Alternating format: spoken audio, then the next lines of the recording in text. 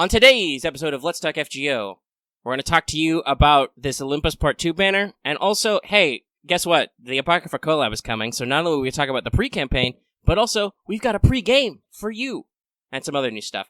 Hi, I'm one of your hosts, Roma Omega, and with me as always, Roma Lucky.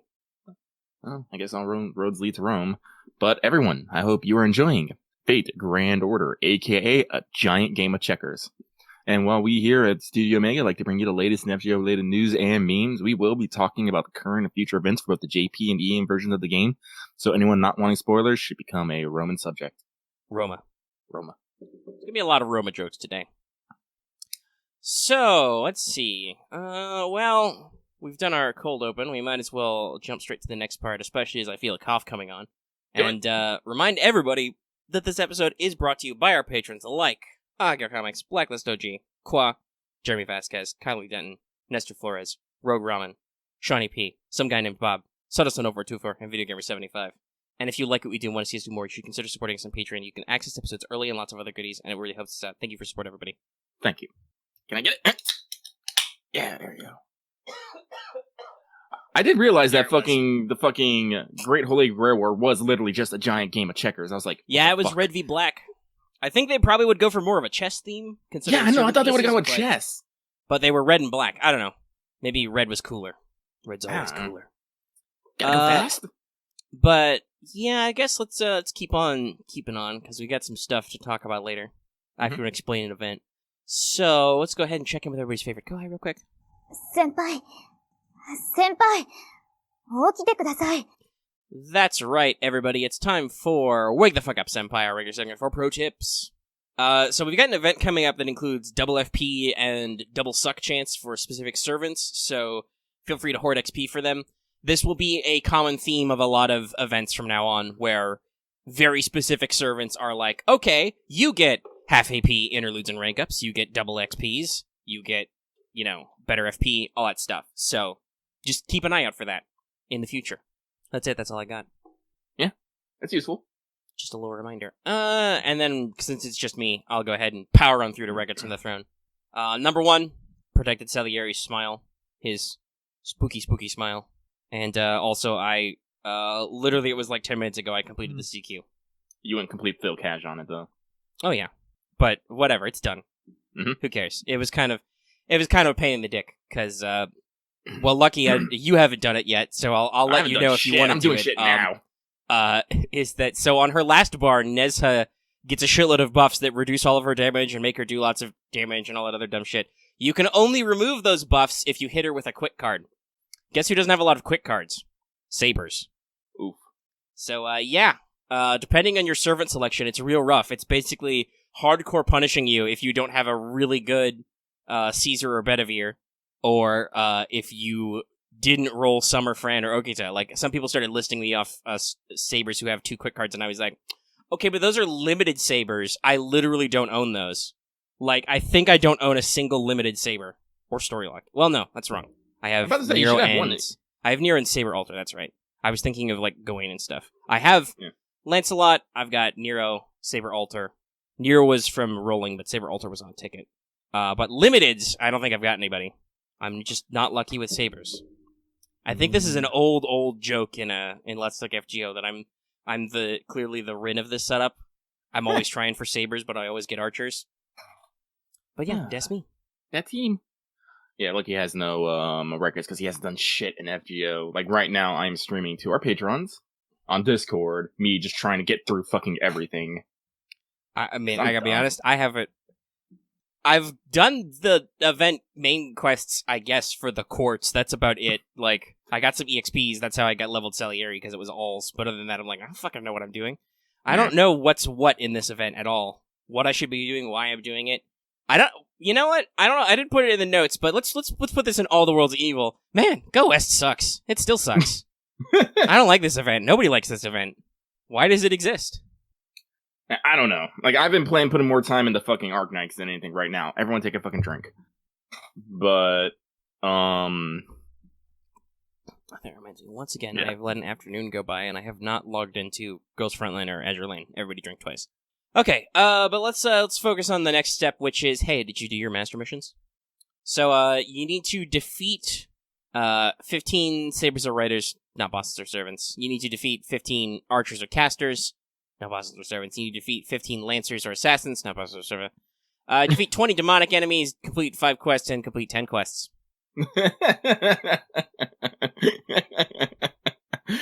I'm sorry, I'm laughing at a spare who was trying to post some sips and instead of posting a sup sip, posted a sup spin, and the spare is now upset. So I'm like, this makes me giggle.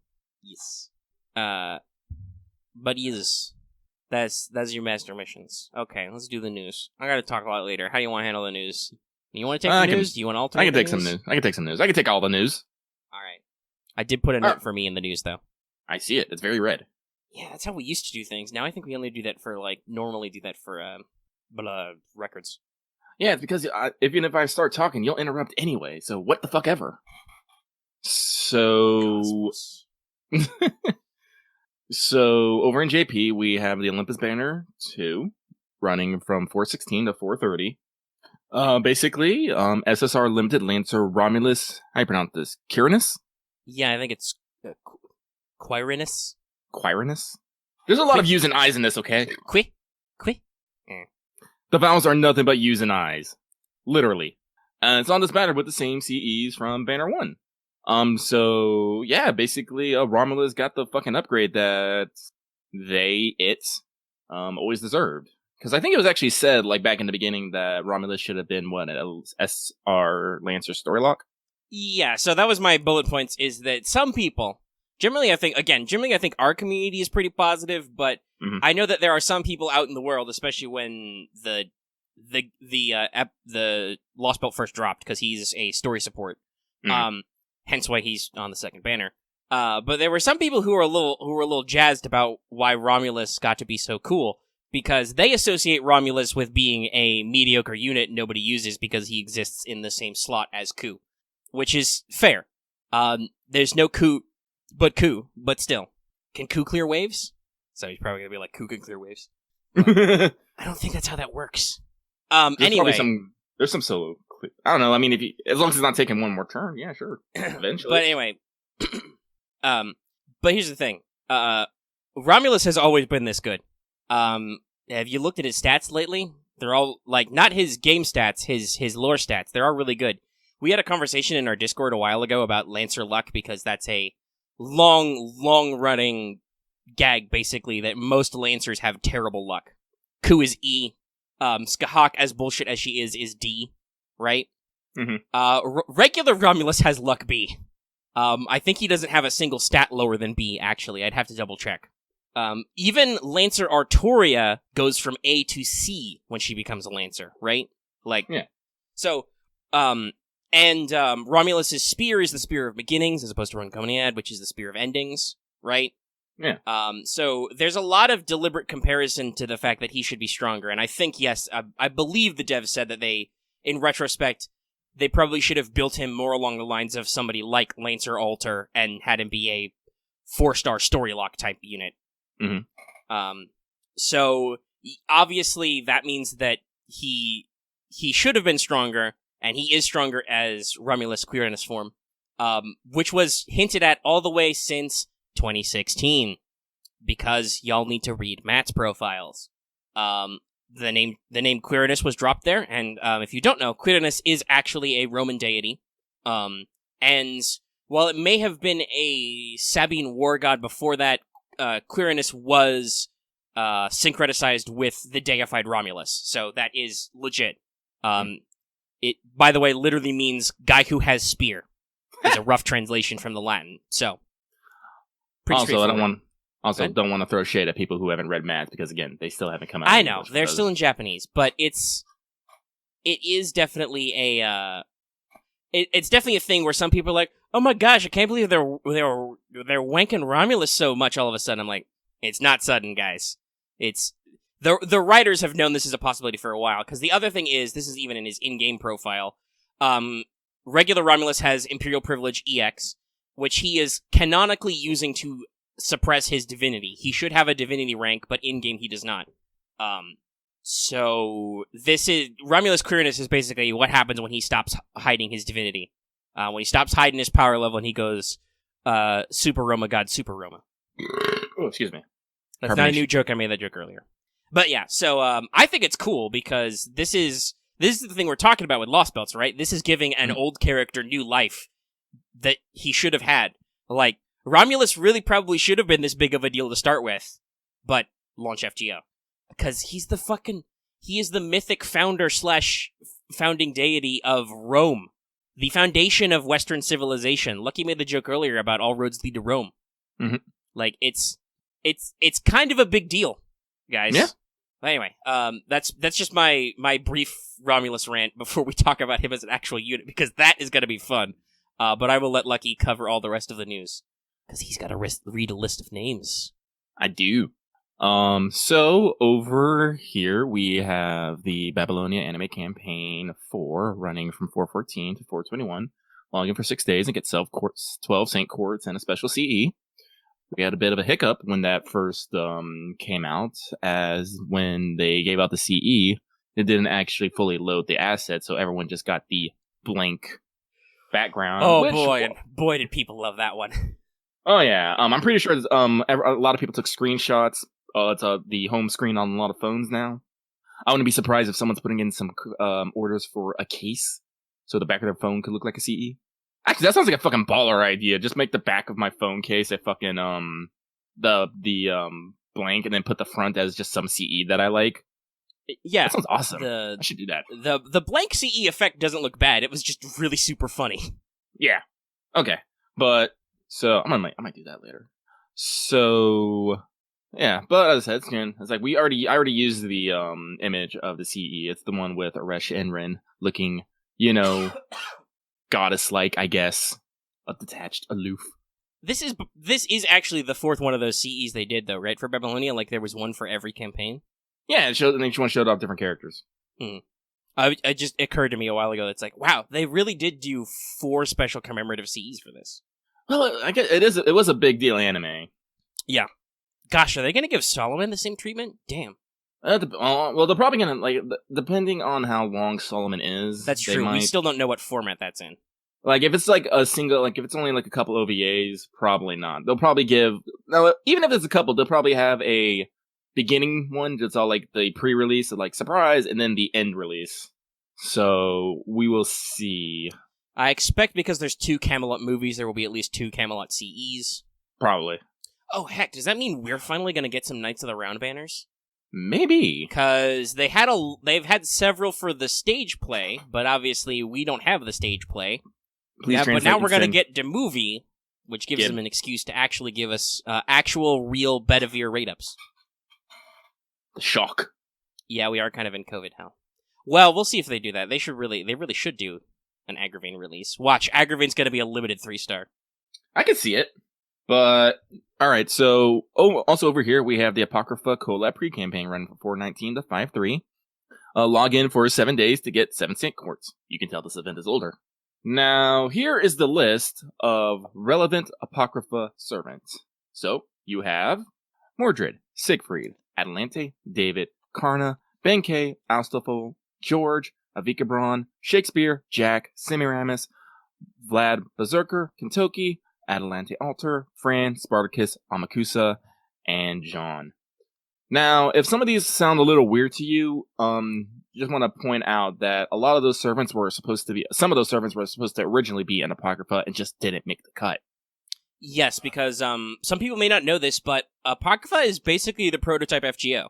Yeah. It was gonna be their MMO project, but that was back in the mid-2000s, or late 2000s, I guess, maybe early 2010s. I'd have to double check the dates, but they didn't have enough infrastructure for it. It wasn't going anywhere, so they cut it, retooled it, and in the retool process, Kentucky, George, Benkei, and David were dropped because 3 of them were definitely too OP, and Kentucky is too much of a good boy to get caught up in the shenanigans.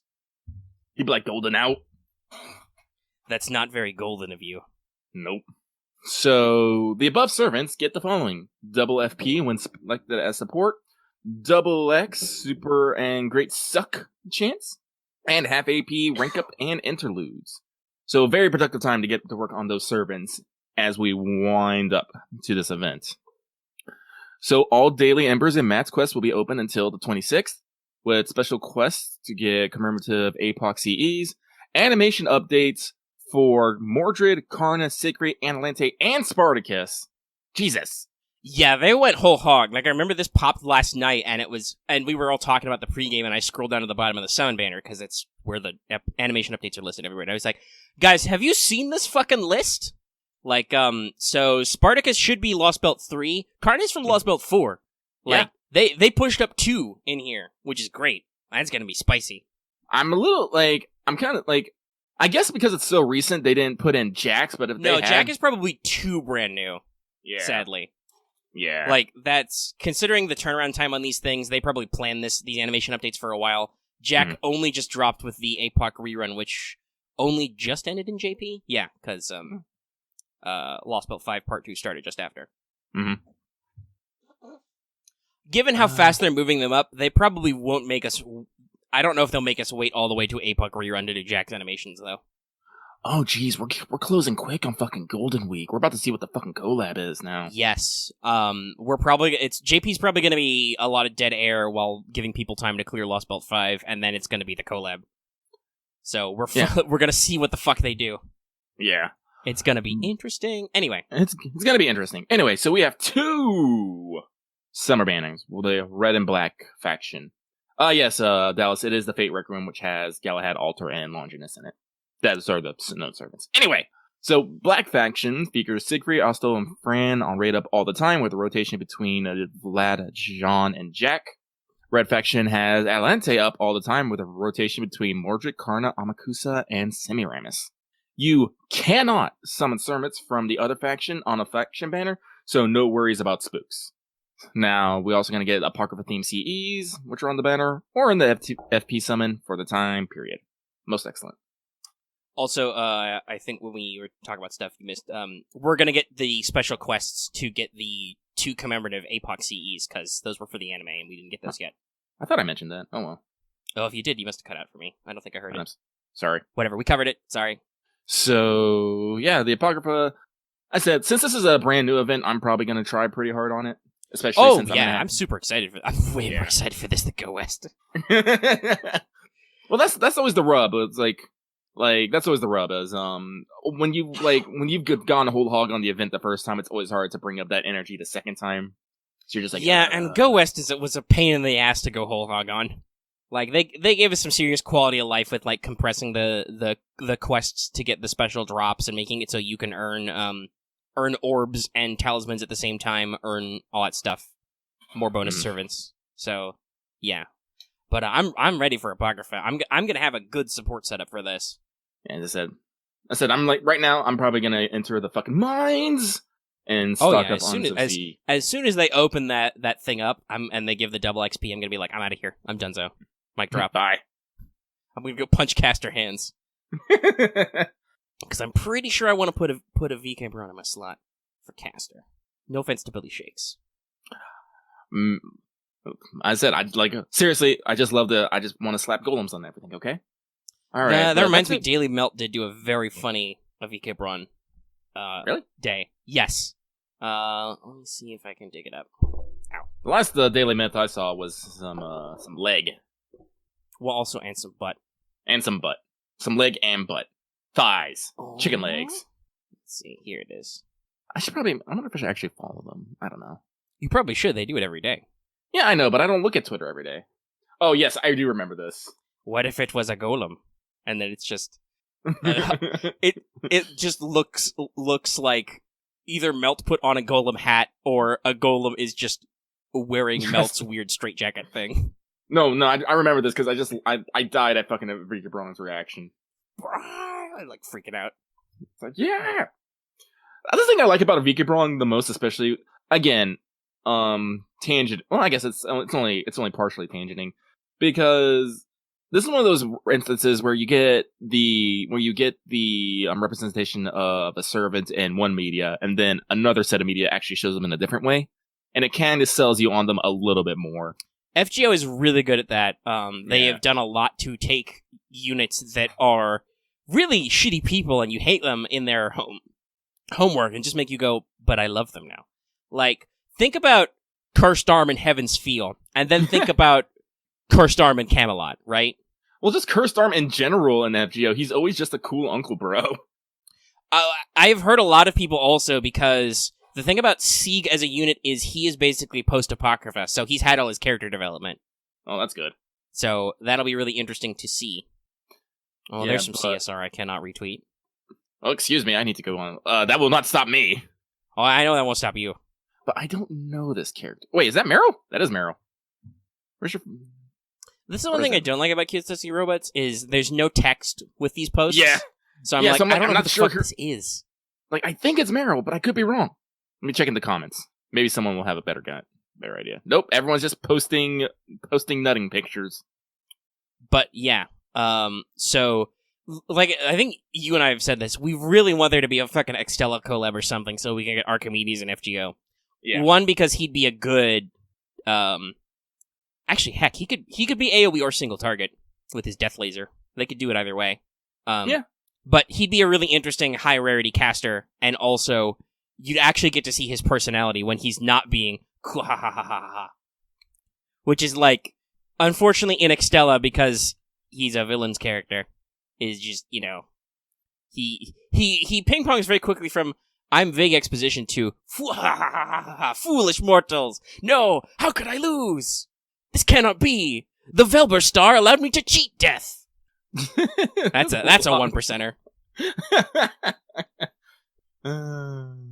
Okay, but let me see here. But yeah, but you just seen Vikabron and Apocrypha as, you know, just this cold calculate, I'm gonna throw my master into my golem, to fucking Vikabron and Lostbelt 1 getting super excited about making golems. I'm just like, it's like, god damn it. So I am happy about this, and hope, and like maybe I don't know, what's the story like in Apocrypha? It's. Has anyone ever mentioned it? I mean, I know what it is. I don't know if I want to uncoil the whole thing, but the short version is, because we're still in the vague time before we can ray shift again. It's gonna be a dream quest. Of course it is. Sieg is going to dream kidnap us and make us fix the Greater Grail, because it's weird. The power of love and an emotionally stunted ghost computer person. So which means we have to punch a lot of APOC servants. Oh boy. Okay, we'll talk about the raids later. Okay. But like as I said, we're in free talk technically right now, so Journey of the West Thoughts, it fucking sucks. I haven't been doing it. I'm only doing it now because I want skill cookies and embers. And I also want to get that last fucking Nightingale CE. I need one more. Yes, the old, oh, but I need the CE problem. Hey, guess what? We'll talk about this in the pregame later, but Apocrypha doesn't do that bullshit. You could just do the event, you get all the CE copies. It's Excellent. Great. It's fucking great. But if we don't have anything else to mutter about, Oh, Axe, remember, it was 3 months in the real world. It was a week in the Shadow Border. yes. I believe this is a dream quest while we're sleeping in the Shadow Border, but some events just take place in the Phantom Year before Lostbelt starts. Like, here's the weird thing. Summer 3 says that it happens before Lostbelt. But Maeve mentions 2 summers ago. Like, it's a little freaky. Like, did we just not do Summer 2? Actually, no, she mentions that we fought her in Summer a year ago. That's right. So it's like, but how work? Clearly, we've just gone to an alternate timeline. That's entirely like a- possible. They could be doing since we made a joke about a DBZ movie back there, that's what that was. I've always heard the commonality theory that a lot of those movies take place in alternate timelines where shit didn't happen. Mm-hmm. So that's basically what some of these early Lostbelt 1 do. Like, honestly, like thinking about it, that's not really the most far-fetched thing fucking FGO can do. Especially since, like, fucking the whole Nossoverse is based around alternate timelines coexisting together. And people somehow having the ability to have them to invade each other or people to travel to other ones. So, but, I can totally buy it. But, I will say, so people are asking when we can do events normally. Events will go into the normal Lostbelt continuity, after we, get the character who contacted us in the end of Lostbelt 1. So I'm assuming that's going to happen at Lostbelt too, right? Yeah, sometime in the Lostbelt 2 to 3 zone, we will meet an assistant character and they will help us actually Solid. ray shift again, so we can go do events. Okay, To cool. be honest, I don't know. Also, you mean Christmas 4? We're coming up on the 4th Christmas, Chief. Oh, well, that was actually that year. That was that Christmas before we got locked down and we got phantom space disease. Yeah. Because of the remnants of the Babylonian singularity bleeding over to us.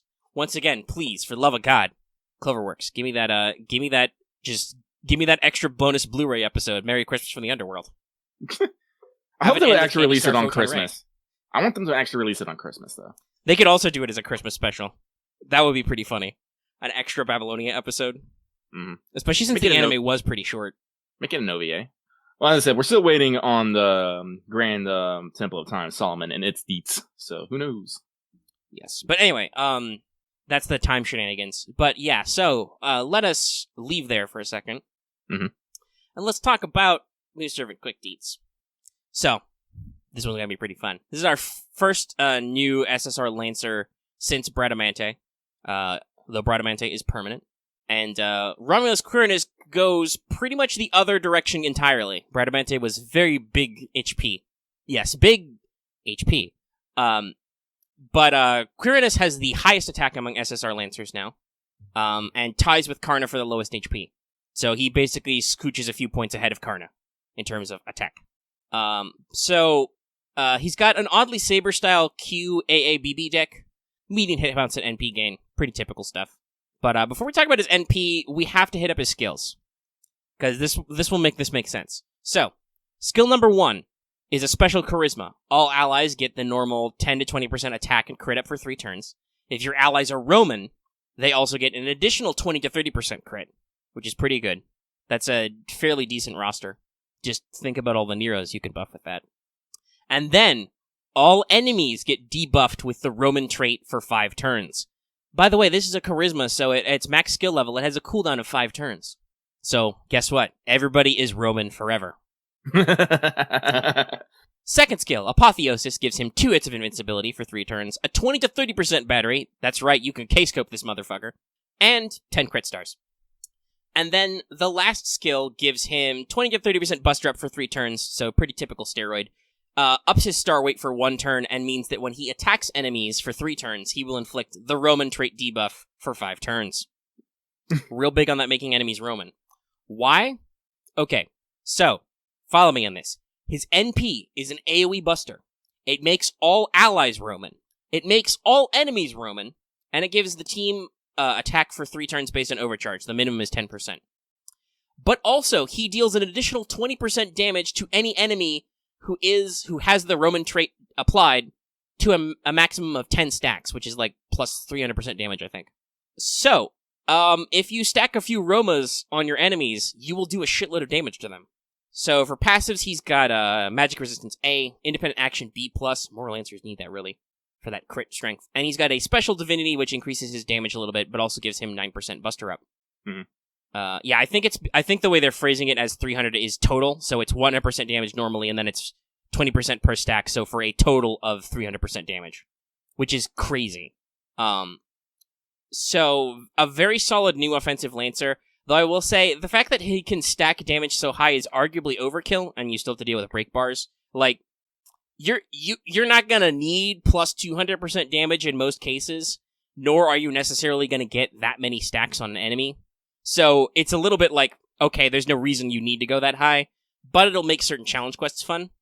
Also, he has hilarious, absolutely knee-slappingly jovial synergy with Boudica.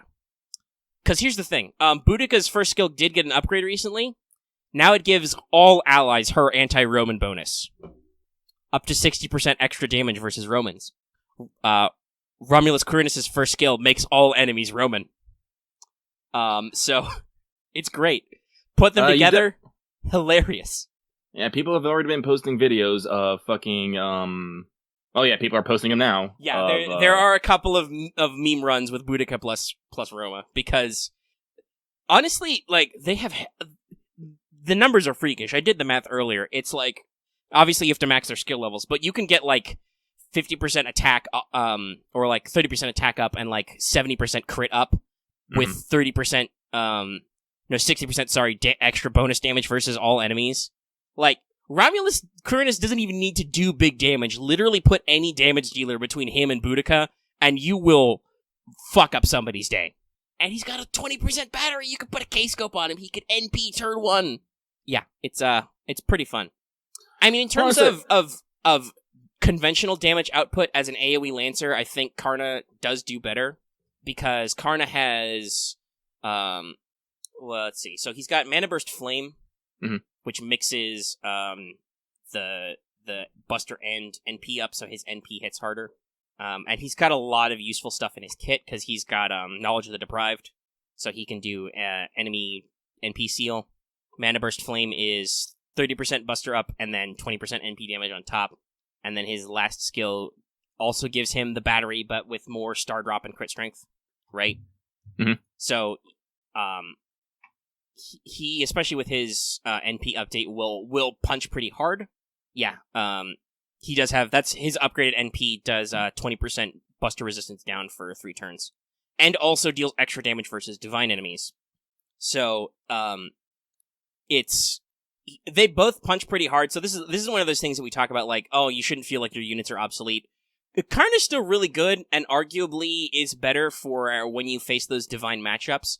But hey, if you have both, they go great together, because they're both Buster. Like, I never try to think of it as replacing one thing with another, just you're merely adding more options to your arsenal. And like I said, the thing is that normally you're using AoEs for wave clears. Quite frankly, Romulus-Quirinus' kit is overkill for that. You really don't need all that shit to just blow up mobs. The thing is that he can blow up mobs and also do a shitload of damage to, like, a boss wave. But you can do that through other means. I do appreciate, though, that they really spiced up Romulus a lot and gave him a lot of interesting niche, and just, naturally, it's still, even when he's being serious, Roma is still somehow hilarious, right? Well, I think that's fair. Like, honestly, like a lot of our initial, like, Romulus interaction has been kind of jokey, and especially since his presence in Septim, yes, I was gonna say that, was kind of lackluster. Other than that, he's just been, I am Rome. I am awesome. I'm gonna T-pose for dominance. Yes. But we're gonna call it Rome opposing. Yeah. Because the T belongs to Rome. Well, no, let's see, like, Vesper says his presence in Septim kind of turned him into the Roma joke. I don't even think it did that, because he just had so little fucking presence. Well, yeah, he was the full-blown, like, Orcus on his throne shit. He just chilled out and did nothing until we showed up, and then he was like, I will fight you! Oh no, I've lost! And then Lev is like, curses, you've defeated my boss. I must summon a new boss. Altera! And then it's like, Altera is like, beep, boop, destroy robot. And Lev is just like, do you think this is gonna work? Because she stabbed him. She stabbed him dead. Yep. Also, because he gets to take that dumb hat off, you get to see that, other than looking a lot like Caligula, Romulus is actually quite a handsome man. Yeah. As befits the Divine Founder. But yeah, like, I always think of Romulus in events and stuff, like, they actually mentioned in our chat, Artoria Lancer's interlude, fucking hilarious. That moment where they say that Romulus used to be a shepherd and he's yelling at sheep to go to Rome, that made me laugh. Well, honestly, I can see, like, people are asking, I don't know if it's... Well, people are saying whether or not he's in Caligula's body. I mean, that could make sense because, as we noted, he is technically a chief-level divinity. So I could see that being like the one... I do remember seeing Caligula in the fucking, PV. I'm pretty sure he's in there. So it could be that in story, and maybe that's how we record him so we can summon him. I don't know. Like, I don't know. But we're not confirming nothing. Nothing is confirmed. This is a zone of no spoilage. It's like, fuck. Like I said, like, I'm willing to talk about it because I said you see Caligula in it, you definitely see fucking him in the trailer, so maybe? Yeah, I will say this. It's, when discussing units like this, it's hard to do the whole, like, there's only so much secrecy, right? We know the banners exists, we know he exists now, we can't hide it. Yeah. But also, like I said, this wasn't exactly subtle, right? No. So, it's, again, and if it's like, well, there's some, because, I mean, again, like I said, that's a logical thing, too. Because some people were like, oh, why can't we summon any Olympians on this banner? And I was like, I mean, I know they have story sprites. I don't want to talk about whether or not they have boss sprites. Heck. But they have story sprites, right? Mm-hmm. But also, they're full-blown normal-ass gods. That's not supposed to be how the system works. Either they have to sneak in somehow, or, like, Artemis is quote-unquote Orion, which means she has all the functions of being Orion, is the thing, right? Like, technically she's Artemis's looks and personality, but in terms of function, she is still Orion. This actually comes up in, Okeanos when she tries to blow away Herc, and it's like, that didn't work? If I had my normal authority, he'd be fucking dead right now. Well, you don't have your normal authority, you're Orion right now. Yeah, that's the two fun ways a divine servant can function. Well, technically there's three. Either they're just low ranking enough that it doesn't fucking matter, fucking Eurale, Sateno, and Medusa. Mm-hmm. Either they have to do a pseudo servant hijack with fucking like you see with Ren with Ren in the Reshigal, and or they basically have to downgrade their own divinity so they can fit into a container. This is probably closest to what Artemis did with Orion. Yes, and that is technically what Romulus is doing as a normal servant. He is using his skill at Imperial privilege to be like, I'm so Imperial, I'm not a god right now, fuck you. And you're like, well, okay, he literally doesn't have divinity, even though he should, because he's a full-blown demigod. Or in Romulus-Quirinus form, he's a full-blown god. I think Quetz is also just downgrading her own divinity. Yes, because Ketz is... So she says she's a divine spirit, but technically she's summoned as... It's the same as Tommo. She calls herself a Bunrei.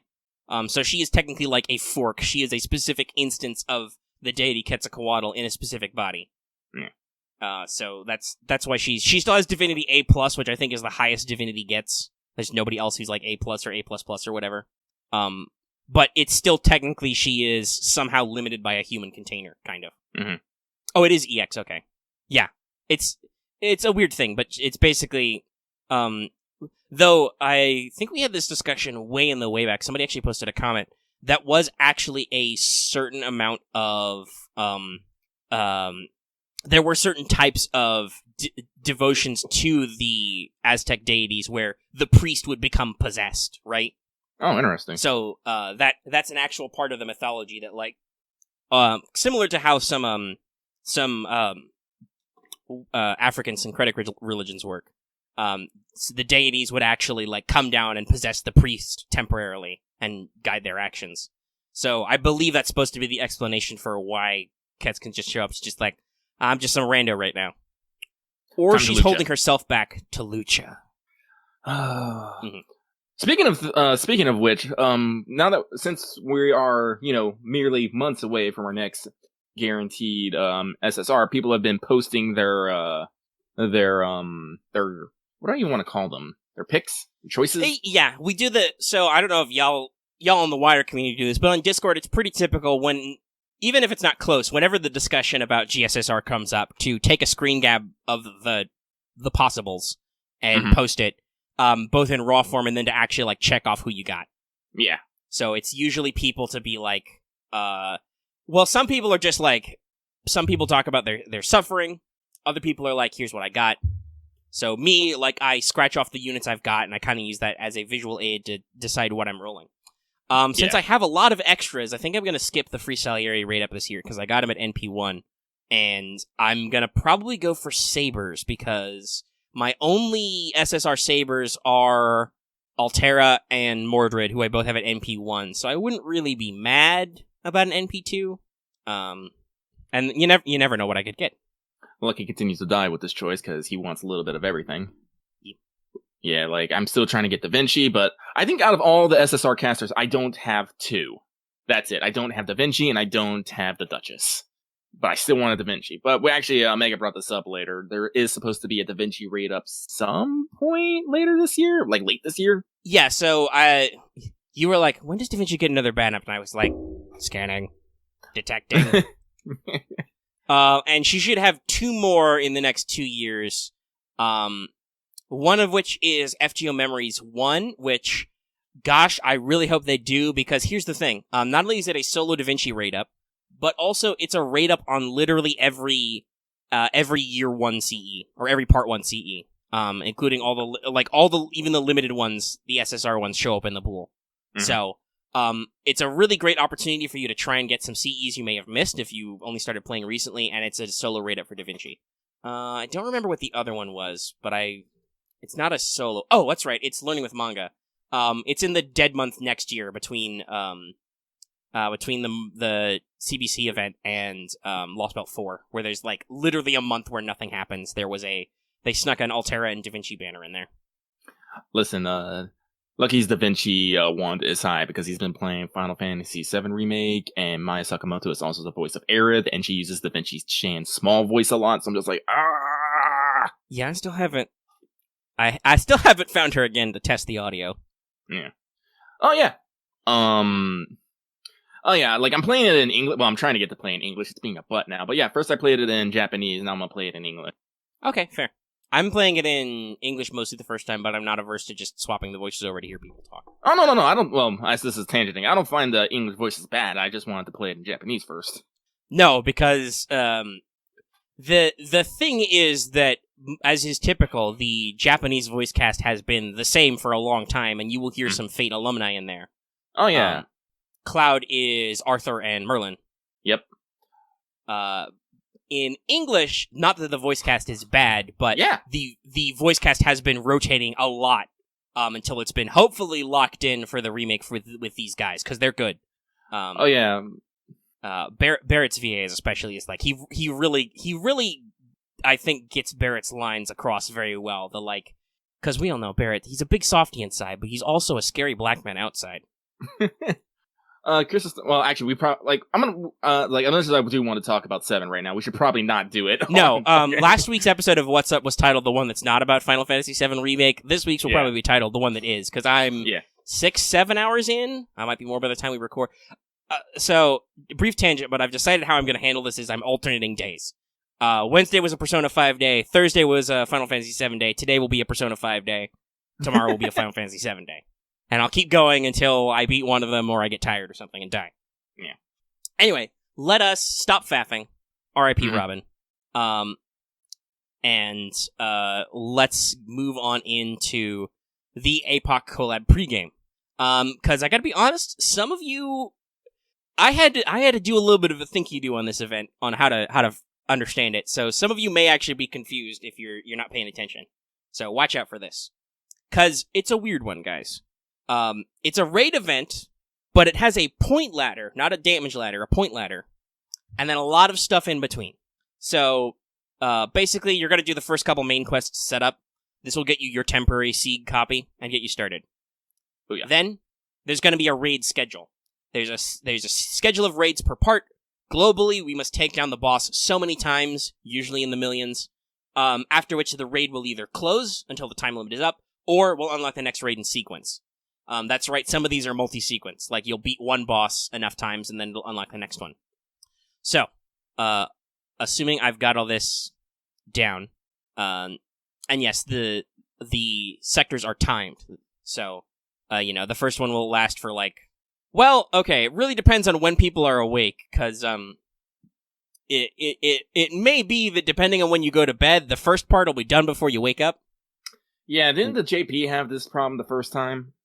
Oh, yes, in JP, some of the raids went by very fast. Now, luckily, unless they're closed, there's a raid up all the time, so hopefully you'll be able to, get it at a reset somewhere. But yes, it's entirely possible that some people are going to go to bed on mate night and then wake up and the raids will be done already.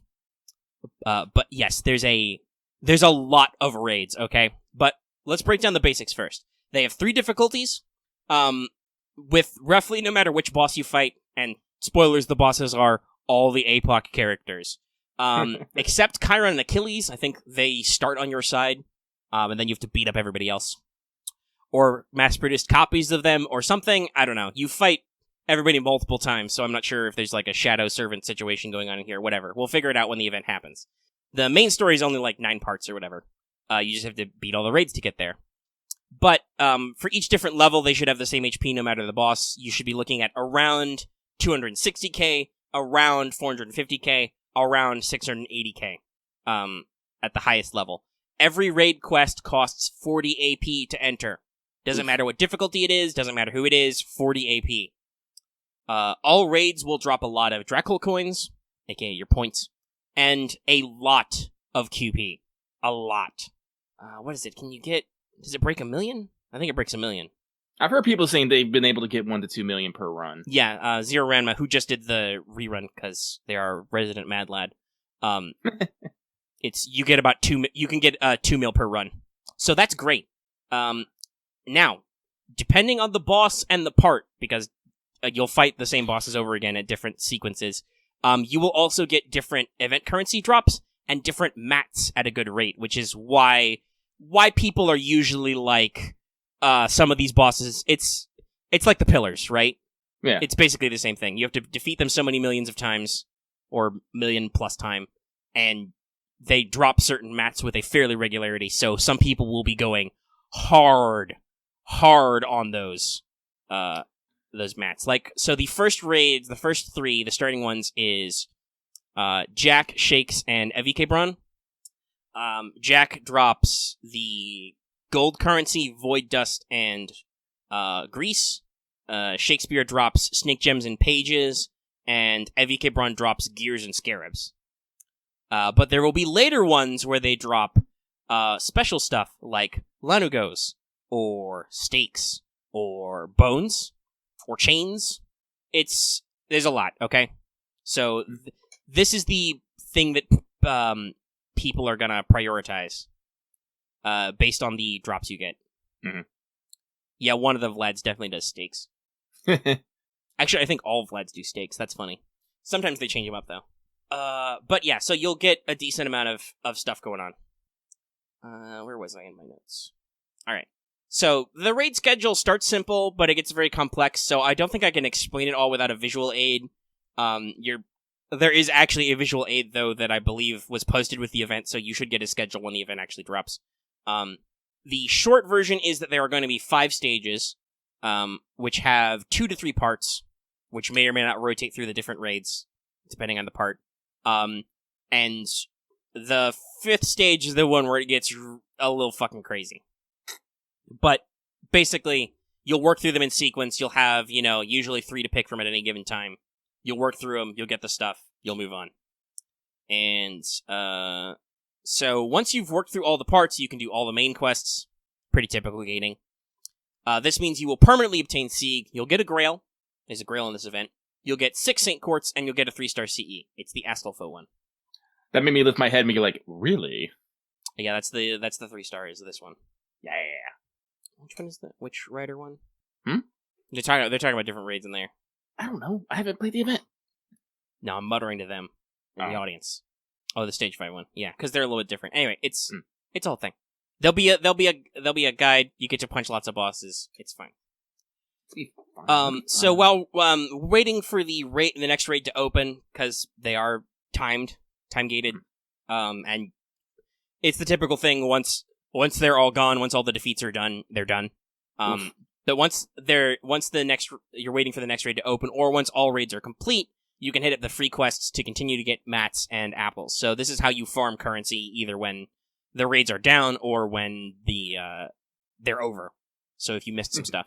And honestly, you can probably ignore them until all the raids are over and just let your AP recover naturally so you're not constantly chugging apples. But you have to figure out how to live your best life. So, there are bonus servants for this event with boosted damage. Achilles, Chiron, and Sieg get plus 100% damage, so roll that banner. Amakusa, Jack, Jean, Karna, Mordred, Semiramis, Vlad, Astolfo, Adelante, and Alter, Fran, Siegfried, Evikebron, Shakespeare, and Spartacus get plus 50%.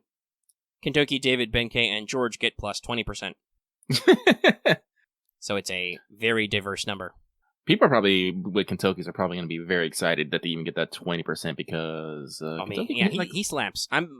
I'm still debating, because I have a multi-NP. My Fran is like NP 2 or 3, and she's pretty well used, because I use her for 3-turn farming. I should really get my Vlad up. But I have Kentucky new, and he's going to be in the list for bonus suck, so I'm wondering if I want to raise him all the way up, so I can... I've already got him, like, partially leveled, So I'm wondering if I should just finish him off and if that'll be more productive in the support. Though, for me, guys, you can count on me to put my Mordred in Saber slot. My level 100 fully foed 10-4-10 Mordred in there. What do I have? Like an MP3 level 1 Vlad? Again, Lucky is just looking at his list is like, God, I suck. Yeah. I'll definitely put John in there. Jack will be my assassin. Well, I'll probably put my Atalante altar in my Berserker slot for now and get Vlad to go. Gonna put Karna in my Lancer slot. Yeah. I don't know, I think... Well, we'll have to see if I get an Achilles, because, like I said, I don't know what I'm doing about rolling. Because there are some banners coming up, but also I really like these guys. Maybe I'll do a 10 spin and see. Maybe get some CEs. I'm gonna need some CEs. I know that, so I'll probably do some rolling. But it's on the your summer your summon banner here. The summer banner is gonna with Achilles and Chiron and event CEs. They're gonna be permanent after the banner ends. So I'm just like, yes, they're doing us a nice solid. Achilles and Chiron are both new. They're permanent. They're permanent lads who are going to be there forever to spook you. I have already shot Wanted Achilles. It's up for patrons. I'm just waiting for them to announce the banner before I let the video drop because I don't want them to bamboozle me like they did with Ivan. The bamboozlers. And so event CEs are nice, but I'm just like, Because let me actually look at what I'm thinking about, because there's a couple of things coming up. So I'll pull up the event list, but let me finish my pregame first. So the Dracul coin ladder goes up to 2 mil. It contains Sieg's Ascension materials, 5x of the APOCRYPHA CE, which in addition to showing off Mordred's navel, also boosts damage. 100% normally, 200% max limit break. So this turns any character into a bonus damage raid character, which is great. It will give you 1 copy of the Citadel CE, which boosts coin drops. This will contain your gold foes, your 5 summon tickets, 2 lores, and a smattering of MP, QP, EXP CEs, save a copy because it's got Fran's beautiful face on it. And apples and mats like metals, gunpowder, feathers, talons, and spirit roots. Real happy about that gunpowders. No, this event is just raining mats on you. Nissan had to be behind this. Well, we are in part 2. And then the currency shop is how you get your extra Sieg copies. You need to wait until the main quest is done, but they're there. You'll get 4 copies of Afternoon at the Citadel, which features, by the way, Goldorf, his dad Goldez, and Siegfried. There's a little baby director on it, though. It's adorable. But that boosts your coin drops. And it contains Archer, Rider, Caster gems, EXPs, foes, and Snake gems, horseshoes, hero proofs, horns, pages, gears, scarabs, bloodstones, and permafrost. In case you need some of those for something, somewhere. Don't know what that could be. Okay. So, there's the APOC. I also love that Barrett just does that sometimes to himself. Yeah, sorry, I can... Okay, so there's not a banner with the interlude campaign, but there is an interlude campaign coming up, unless we got that already. I don't know. But we've got Murder at the Kogetsukan coming up, which is Sherlock raid up. Also a Bedivere raid up and Jaguar Man raid up, guys. Why did you do this to me? It's pretty important. Also, it's horrifying for me because Jaguar Man and Bedivere are up on the same day that Yan King is, and I'm just like, no, not again. There's also a very cursed raid up day the next day, which is Lancelot Saber, but it's got Setheno, Eurale, and Mephisto on it. That is cursed. But also, the day after that, or the sequence after that, is Fionn Mary Antoinette, so, which is more cursed. Who knows? But that's going to be a fun one, so I think I want to at least save a couple of rolls worth of that. We've got the Guda Guda Meiji Restoration rerun, so there'll be Hijikata comes back. There'll be an Okita banner, which will also feature the first Guda Guda CE, so if you still don't have Poster Girl, I don't need to worry about 13 million, because I already have my Rider Mordred. I don't need to risk any more Tama Lancers. And then, and then it's not until June that we get, so we've got a full solid month before Guda Guda 3 and Lostbelt 2.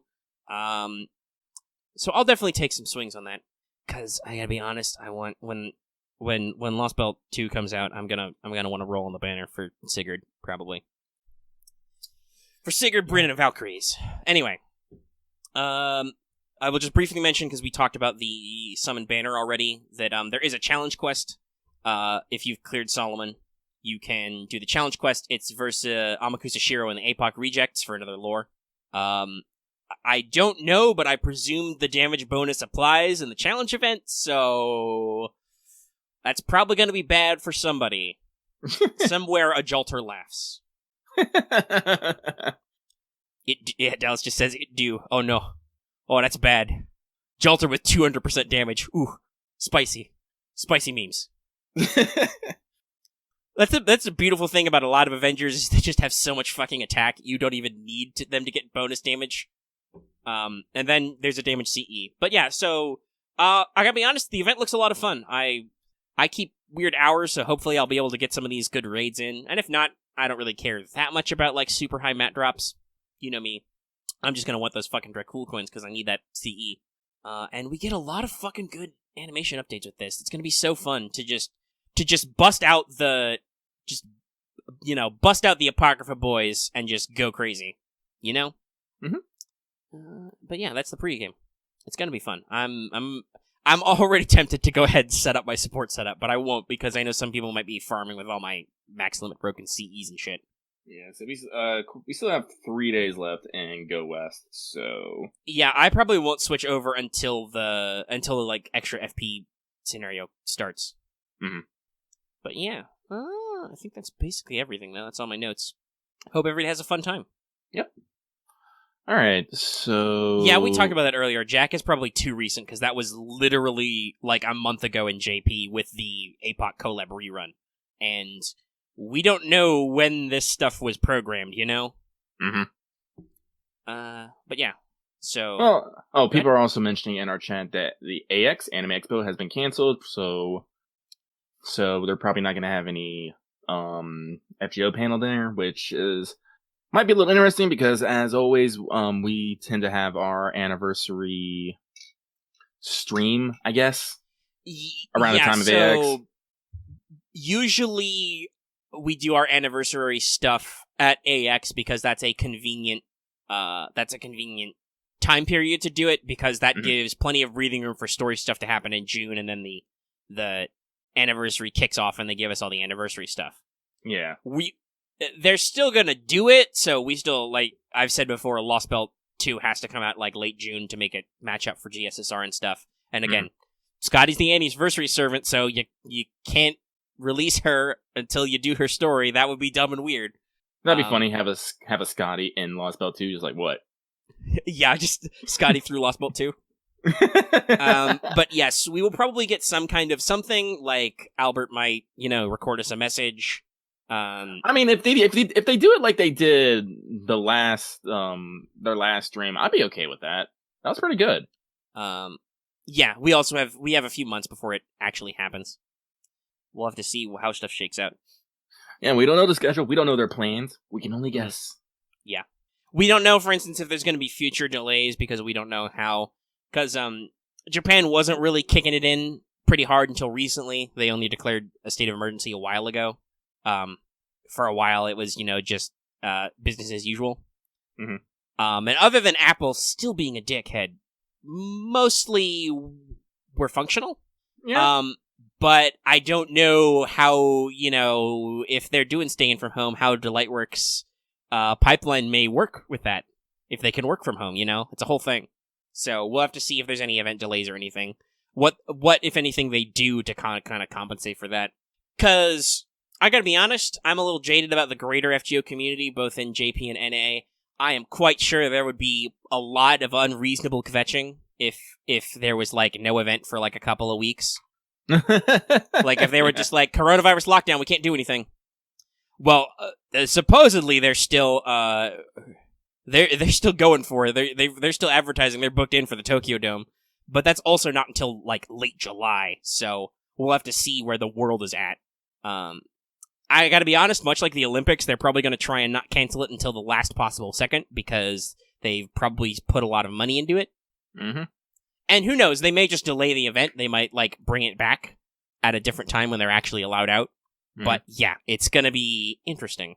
And it is kind of a shame that we're in the situation where we can't, like, get all these people up on stage, just because the FGOs, especially JP, but the FGO crew, when they all get together, is usually pretty entertaining, and they're having a good time. Well, like, if nothing else, they might do like the stream. They might get, cameras and just stream it instead I of don't know what having they're... a physical, Japan not is have usually better about that stuff than us, so, like, they had internet on their cell phones for years before we did. So I wouldn't be surprised if they could maybe get some... They might be able to get the talent and, like, get their giant tables so everyone's 6 feet apart. Mm-hmm. I do know that I believe Chaldea Radio is doing a solo show because of reasons, social distancing. Yeah. So, like I said, they're not just gonna, like, this is what I believe. They're not just gonna let the ball drop. No, God, no. And honestly, we've talked about this. FGO makes enough money. They can probably go out of their way to beef up their setups a little, like, they can make it work. Mm-hmm. It's just the question of, it's much like everything else, it's probably going to be a little weird, like everybody else is for the time being, and we're just going to deal with that. And if there is a period where they need, like, a couple weeks of time and they only do, like, some dumb hunting quests or, like, half AP or whatever for a while, don't be mad. Don't be butthurt. Because it's not like last year where just, man, it took a long time to get to Lostbelt 4. There's actually, like, a world ongoing global crisis happening. It's kind of a big deal. I know some of you don't believe that it's a big deal. It's actually a big deal, though. Yes, Dallas, but some people are... Oh, there you go. Dallas posted it. Some people are being like, this is fine, which is a terrible shame. Actually, how many deaths are you seeing? Corona death toll. I'm curious. Not death roll! RIP. Yes, I did mean Corona death toll. Let's see here. Worldwide? Wow, let's see here. US is at 36k, Spain's at 20k, Italy 22k, Germany 4k, France 18k. Thousands of people are dying. Jesus. Yeah, it's rough, and like I said, some places are, like, some people are still not taking this seriously. Yeah. And it's also it's, again, we've done our like, health warnings and stuff, but, like, seriously, COVID is really weird because it's got such a high rate of asymptomatic infection. You can be infected and beat it and literally not know it. Like, you would never know you're infected, but there are smaller together countries like Iceland where they're doing, like, antibody tests because they can do that now. And they're finding out that way more of their population had it than they thought because those people literally didn't notice anything different about their lives. Which is the freaky thing. Like, I know China recently has started to unrestrict some of their travel restrictions, and they've started seeing more asymptomatic cases, so they're maybe gonna tighten that up. It's a rough wave, and you gotta stay home and ride it out. Okay. Oh, here's the stats. Okay, so worldwide we have over 2 million cases, recovered about 500,000, and we've had 153,000 deaths. That's and pretty real, yo. it's if we let up, like, I know some people are like, oh, but it's fine then. We don't have to stay home. No, you should still stay home. Okay, It's still a big deal. You should. Yes, I know that's reported numbers, but that's the numbers I have, Dallas. You gotta let it. You gotta actually let it play out. Mm-hmm. Like, some people are like, oh, New York's numbers are way, way, way better than we thought. That's because you're flattening the curve. That's how it works. That's what it means to do that. Okay. But anyway, we've got enough about that serious shit. We can talk about other stuff. Let's see here. Which is mostly we're done with the show. We're just in the post-game faffery. Post-game faffery, sorry, Robin. So, wait, is Robin even here? Is he gonna show up, like, at the last second again? Oh, no, I hope not. Oh, no. Robin's been so, their sleeping's been so bad lately. They've been showing up late to shows. Like, literally, they showed it to my Persona 5 stream as I was wrapping up, after I'd streamed for 4 hours, too. Mm-hmm. It was pretty funny, but also sad. Oh. So the only thing I got to mention, really, is that, Teach Omega Sensei poll is done for this month. Shocking to nobody, what is a Lostbelt has won? Yeah! So look forward to that in the next couple of weeks somewhere. How many? Ooh, that'll probably have to be next week, because 2 weeks from now is the 1st. Hey! Oh, it is. Yep. May 1st. The reason why I say that is because we always try and get our monthly stuff out before the month is over. And we've pushed it before, but ideally it'll be next week. Because, let's see, by then the APOC event will actually be started. We got the pregame, so other than talking about the event and figuring out whatever JP is doing in the not-too-distant future, we won't really have anything else to mention. I have no idea what I'm doing in this goddamn event, I just realized. I'm just punching things with berserkers. That's all I'm doing. I gotta be honest, Dallas, I'm not sure how that works out with Fate, which is unfortunately my actual restriction. Though some people are still gonna ask about vampires. Vampires. Dead apostles. Which, I gotta be honest, even then, I would still say, I don't fucking know, dude. I think we had this conversation, somebody was like, man, Nazi vs. lore is really hard to get into, and I'm like, yeah, I gotta be honest, you guys know me. I do a lore segment on our show regularly. There are still times in my bullet points where I am like, I don't fucking know. Like, I just gotta throw my hands up and be like, So this is how you learn Nasu versus lore. You go to the wiki, you just click a random page, and every time you don't understand the topic, you just go to the next relevant search term. Just do that for like 6 days straight, you'll be fine. 6 days straight, no sleep, no eating, no bathroom, just lore.